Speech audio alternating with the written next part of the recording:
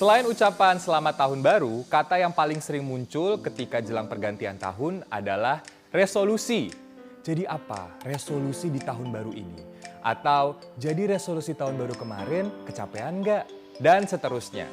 Nah sekarang pertanyaannya gue balik. Kenapa sih lo tuh pada doyan banget bikin resolusi tahun baru? Tradisi bikin resolusi atau janji di tahun baru sudah dimulai sekitar 4.000 tahun yang lalu. Kala itu warga Babilonia lama setiap pergantian tahun berjanji untuk membayar atau mengembalikan barang-barang kepada para dewa. Tradisi itu berlanjut ke zaman Romawi kuno. Kala itu masyarakat di setiap tahun baru berjanji kepada Dewa Janus untuk memperbaiki masa lalu dan lebih baik di masa depan. Nah, terminologi resolusi tahun baru muncul di koran Boston pertama kali pada tahun 1813. Di artikelnya ditulis banyak orang yang ingin menjadi lebih baik di tahun yang akan datang. Nah, pertanyaannya, penting nggak sih kita bikin resolusi setiap tahun baru? Menurut psikolog, beda individu, beda kebutuhan juga soal menyusun resolusi. Ada orang yang dengan menyusun resolusi, arah hidupnya tuh lebih jelas. Tujuannya ada, capaiannya ada, sehingga hidup mereka tertata lebih rapi. Ada juga orang yang kalau nyusun resolusi malah jadi rungsing sendiri. Terus ujung-ujungnya bisa depresi kalau resolusinya tidak tercapai. Dan yang terakhir, ada juga tipe orang yang lebih mengalir. Artinya tujuan hidupnya tuh ada, tapi tidak dijadikan resolusi. Kalau istilah anak zaman sekarang sih katanya let it flow aja gitu kalau kata anak Jaksel, ya nggak? Sebetulnya apapun resolusi yang mau kamu susun itu sah-sah aja asal tetap hal positif.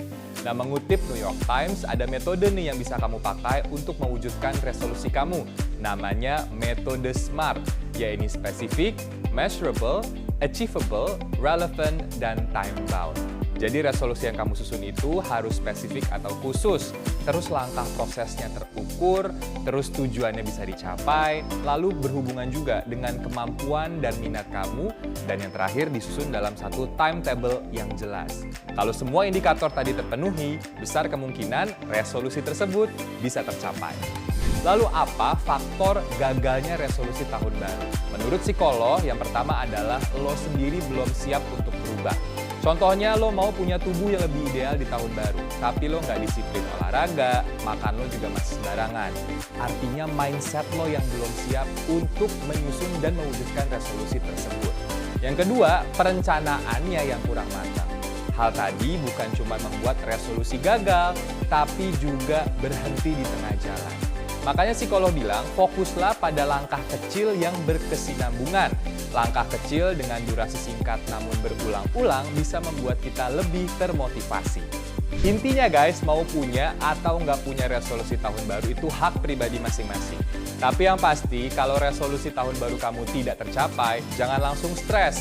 Mulai evaluasi dan introspeksi diri. Kira-kira kurangnya di mana dan apa yang bisa diperbaiki. Selamat tahun baru dan selamat menyusun resolusi baru. Dadah!